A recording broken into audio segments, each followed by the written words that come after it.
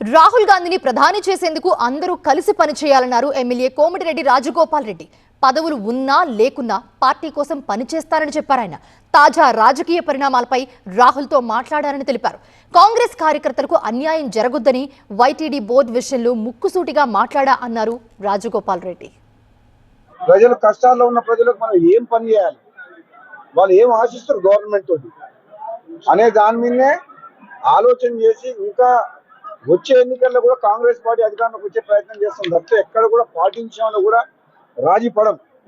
Party విషయంలో పక్క పనిచేస్తాం.